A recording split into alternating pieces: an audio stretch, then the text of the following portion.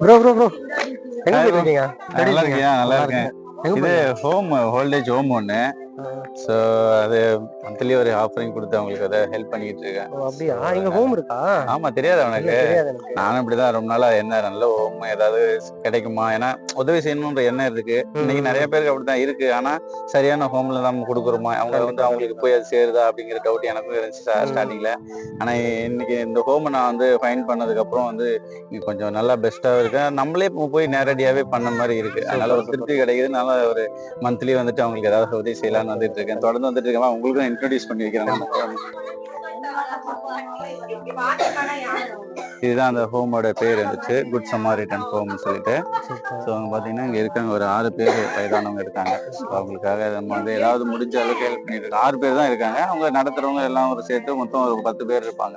So அவங்களுக்கு ஏதாவது ஒரு வேலைக்கான சாப்பாடாவது அந்த மாதிரி ஹெல்ப் பண்ணலாம் அப்படிங்கிறது தான் நம்ம நோக்கம். நிறைய பேருக்கு தெரிய மாட்டேங்குது இங்கே நல்ல ஹோம் இருக்கு. நான் வந்து ஃபண்டுன்ற பேரை கலெக்ட் பண்ணி வந்து அவங்களே எடுத்துக்கிறாங்கன்னு நிறைய கம்ப்ளைண்ட்ஸு. அவங்களுக்கு போய் சேர்தான்னு கூட தெரிய மாட்டேங்குது. பட் ஆனால் இங்கே வந்துட்டு நம்மளே தான் பண்ணுறோம்.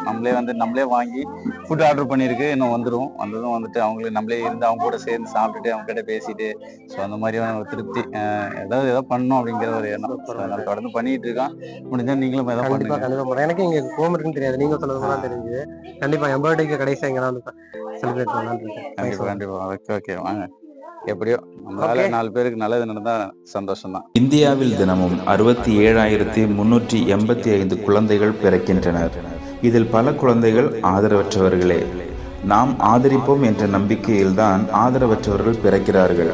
நாம் ஆதரிப்போம் என்ற நம்பிக்கையில்தான் தேவனும் அப்படிப்பட்டவர்களை பிறக்க அனுமதிக்கிறார். நாம் அவர்களை ஆதரிக்காத போது ஆதரவற்றவர்களுடைய நம்பிக்கையும் ஆண்டவருடைய நம்பிக்கையும் பொய்த்து விடாதா? ஆதரவற்றவர்களுக்கு கொடுப்பதால் நீங்கள் ஆதரவற்றவர்களாய் மாறிவிடுவதில்லை. நீங்கள் கொடுக்கும் ₹1 கூட ஆதரவற்றவர்களுக்கு உணவாய் மாறும்.